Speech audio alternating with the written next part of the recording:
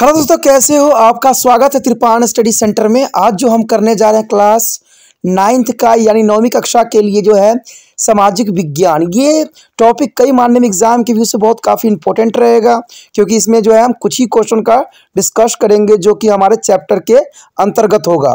ठीक है, और ये आपके लिए इम्पोर्टेंट इसलिए भी रहेगा क्योंकि ये हिंदी इंग्लिश दोनों माध्यम में समझाया जाएगा।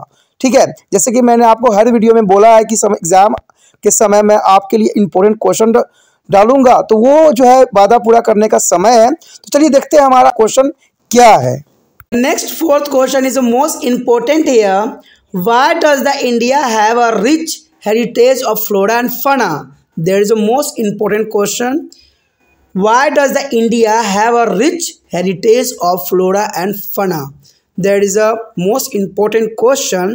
The answer here, India has a large longitudinal and longitudinal extent, and the large the area more is the variety. That is important here. India has a large longitudinal and longitudinal extent, and the larger their area more is the variety. And second here, it has a great variety in the relief features. It has a mountain, plateau, valley, plain, desert, coastal area, etc. You know that there is an important point here. It has a great variety. It is a relief features. It has a mountain, plateaus, valley, plain, desert, coastal area, etc. And they all have a different types of flora and fauna. They all have a different types of flora and fauna present on India. There is a variation of annual range of temperature as well as annual rainfall. You know that there is a variation in annual range of temperature as well as the annual rainfall here.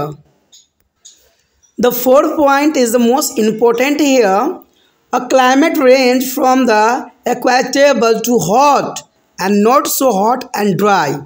You know that there is important climate range from equatorial to hot and not so hot and dry. The cold and dry, etc. Each climatic region has its own vegetation. Is important here. The not a hot and dry, cold and dry, etc. But each climatic region has its own vegetation. And fifth point is also here important. There are also various types of soils found in India. Is an important point. You know that there is an important point here. The types of soil found in India, different types of soil present of India. There is important for here. It has a variety of the soil like alluvial, black, laterites, and arides, red and yellow. There is a different types of soil, and the mountain soil also present here. With the result, we find different types of flora as well as a fauna. The important condition for the growth for the flora and the fauna is the living. There is the most important here. यहाँ पर जो चौथा question है काफ़ी महत्वपूर्ण है, यानी भारत में वनस्पति और जीवों के समृद्धि विरासत क्यों है। अब देखिए, भारत जो है एक डिफरेंट कंट्री है जहाँ पर हर तरह के जो है कंडीशन क्लाइमेट पाए जाते हैं। ये तो जनरल सी बात है। ठीक है, यहाँ पर देखा जाए तो डिफरेंट टाइप्स के मिट्टी भी पाई जाती है, जो पूरे विश्व में कहीं भी ऐसे कंडीशन देखने को नहीं मिलता है। इसलिए भारत जो है थोड़ा सा डिफरेंट है। इसलिए भारत में वनस्पति और जीवों की समृद्धि होना स्वाभाविक बात है, और यहाँ पर हर एक जीव जंतु के लिए हर तरह के कंडीशन उपलब्ध रहता है, जिसकी वजह से वो सर्वाइव भी बहुत आसानी से कर जाते हैं। तो यही बात यहाँ पर क्वेश्चन भी दर्शा रहा है कि भारत में वनस्पति और जीवों की समृद्धि विरासत क्यों है, क्यों इतना जो है यहाँ पर जीव जंतु पाए जाते हैं भारत में ही, और भारत ही यूनिक क्यों है। तो ये बहुत काफ़ी महत्वपूर्ण क्वेश्चन यहाँ पर बनता है। लेकिन फिर भी देखिए, आंसर काफ़ी इसका मज़ेदार है अगर आप समझो। जैसे मैंने समझाया वही है, फिर भी हम आंसर पर एक नज़र जरूर डालना चाहेंगे। देखिए, भारत का अक्षांशीय और देशांतीय विस्तार बहुत बड़ा है। ये बहुत काफ़ी महत्वपूर्ण पॉइंट है। यहाँ पर अक्षांशीय और देशांतरीय विस्तार बहुत बड़ा है, यानी लैंगिट्यूडनल और लॉन्गिट्यूडनल जो है इसका विस्तार काफ़ी बड़ा है। जितना बड़ा क्षेत्र उतनी अधिक विविधता, ये तो आप भी जानते हो। कि जितना आप मेहनत करोगे, जितना आप कोशिश करोगे, उतना ही आपका रिजल्ट अच्छा होगा। यही बात आती है ना। तो यही क्वेश्चन भी दर्शा रहा है कि जितना बड़ा क्षेत्र उतना अधिक विविधता। जितना बड़ा आप नंबर के लक्ष्य रखोगे उतना बड़ा आपको मेहनत करना पड़ेगा, ठीक है। लेकिन आप तो कहते हो कि भाई मुझे अच्छे नंबर लेने हैं, सिर्फ नाम के अच्छे नंबर लेने हैं, लेकिन मेहनत आपका जीरो होता है, तो कहाँ से नंबर आएगा। तो ये काफ़ी महत्वपूर्ण इस क्वेश्चन के अंतर्गत है कि जितना बड़ा क्षेत्र होता है उतनी ही अधिक विविधता पाया जाना स्वाभाविक बात है। दूसरा पॉइंट यही दर्शाता है कि इसकी राहत सुविधाएं में बहुत विविधता होती है। यानी इसकी राहत सुविधाओं में देखा जाए तो काफ़ी विविधता देखने को मिलता है, बहुत डिफरेंस देखने को मिलता है। इसमें देखिए, अगर देखा जाए विभिन्नता, तो अगर भारत में तो पहाड़, पठार, घाटियाँ, मैदान, रेगिस्तान, तटीय क्षेत्र आदि पाए जाते हैं। कितनी महत्वपूर्ण बात आ गया कि पहाड़, पठार, घाटियाँ, मैदान, रेगिस्तान, तटीय क्षेत्र आदि पाई जाती है और इन सभी में विविधता प्रकार की वनस्पति और जीव पाए जाते हैं। यानी इनमें सभी में विविधता प्रकार की वनस्पति और जीव पाए जाते हैं। अब देखिए, इतना विभिन्नता, जहाँ पर पहाड़ हो, पठार हो, घाटियाँ हो, मैदान हो, रेगिस्तान हो, तटीय क्षेत्र आदि हैं, तो इसमें कितनी विभिन्नता है और जीव जंतु पाई जाएगी, ये आप समझ सकते हो कि यहाँ फ्लोरा फौना की जो होगी कमी नहीं हो सकती। तीसरा पॉइंट यही दर्शाता है कि वार्षिक तापमान के साथ साथ वार्षिक वर्षा में भी भिन्नता देखने को मिलता है। अब देखिए, एक क्षेत्र में जो है बरसात नहीं हो रही होती है और एक क्षेत्र जो है बिल्कुल ही पूरे साल रेन होता रहता है। राजस्थान में जहाँ वर्षा बहुत कम मात्रा में होती है, वहीं चेरापूंजी जो है, आपको पता है कि चेरापूंजी साइड जो है हमेशा रेन होती रहती है। तो ये विविधता कितनी अधिक है, ठीक है। कहीं देखिए हिमालय क्षेत्र में चले जाए तो वहाँ पर सारे साल जो होता है रेन जो है वहाँ पर स्नोफॉल होती रहती है, यानी बर्फ़ गिरती रहती है।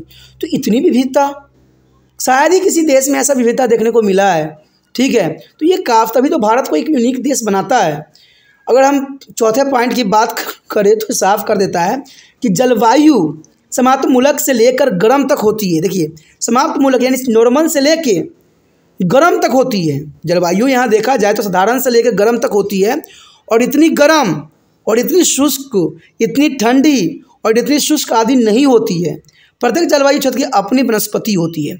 ये बात तो आपने देखा ही होगा कि जैसे जिस क्षेत्र में आप जाओगे उस तरह के पेड़ पौधे आपको देखने को मिलता है। तो ये स्वाभाविक यहाँ प्रश्न बनाता है कि प्रत्येक जलवायु क्षेत्र की अपनी वनस्पति होती है, ठीक है। अगर आप इसे राज्य के हिसाब से भी वनस्पति पनपते हैं, बिहार के साइड देख लो तो वहाँ पर अलग वनस्पति पनपेगा, आप यूपी साइड देख लो तो वहाँ पर अलग जो है वनस्पति देखने को मिलेगा, पंजाब साइड देखो तो अलग मिलेगा, हरियाणा देखो तो अलग, और वही बंगाल देख लो तो अलग। तो ये सभी क्षेत्रों में अलग अलग टाइप के जो है वनस्पति दिखता है, जो कि काफ़ी इसकी महत्ता को यहाँ पर दर्शाता है। यदि पांचवें पॉइंट की बात करें तो काफ़ी महत्वपूर्ण पॉइंट यहाँ पर रखता है। देखिए, भारत में विभिन्न प्रकार की मिट्टियाँ पाई जाती है। ये आपको भी पता है कि भारत में विभिन्न प्रकार की जो है मिट्टियाँ पाई जाती है, यानी सोयल पाया जाता है।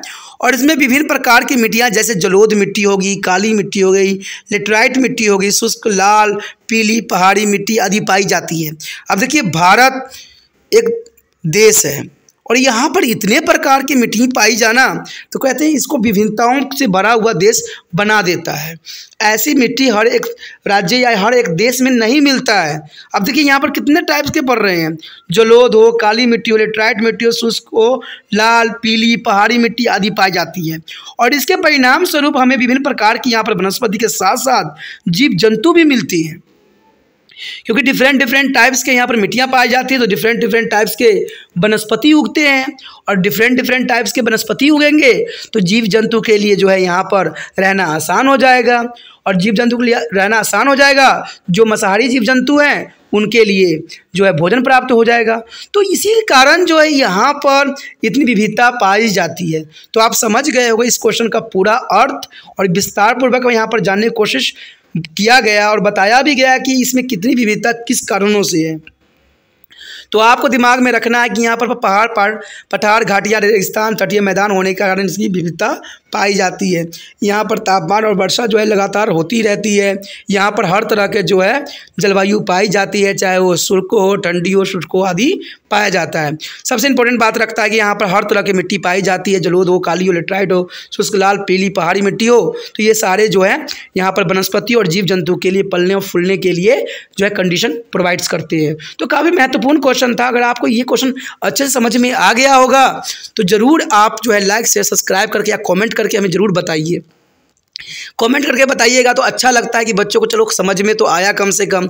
और जो बच्चे देख लेते हैं और इग्नोर कर देते हैं, समझिए उसका कोई फ़ायदा नहीं रह जाता है। अगर आप समझ में आता है तो इग्नोर करने की आवश्यकता नहीं है, एक कमेंट जरूर कीजिए कि आपको अच्छा लगा। तभी तो बनाने वालों का प्रोत्साहन बढ़ता है कि हाँ चलो बच्चों को अच्छा लग रहा है, समझ में भी आ रहा है, तो आपके लिए आगे भी मैं कोशिश करता रहूँगा। अगर आप नहीं कीजिएगा कमेंट तो फिर कोशिश करने का कोई फ़ायदा ही नहीं मेरे लिए, क्योंकि मुझे इससे कोई बेनिफिट तो होना नहीं है। ठीक है, तो दोस्तों इसलिए कह रहा हूँ, अगर पहली बार वीडियो देख रहे हैं तो चैनल को सब्सक्राइब करके जरूर सेव कर लीजिए और जितना हो सके इस वीडियो को जो है अपने दोस्तों के साथ भी शेयर कीजिए, क्योंकि उनका भी भलाई करना आपका दायित्व बन जाता है। ठीक है, तो इसी के साथ जो है हम अगले क्वेश्चन में मिलेंगे। Okay bye.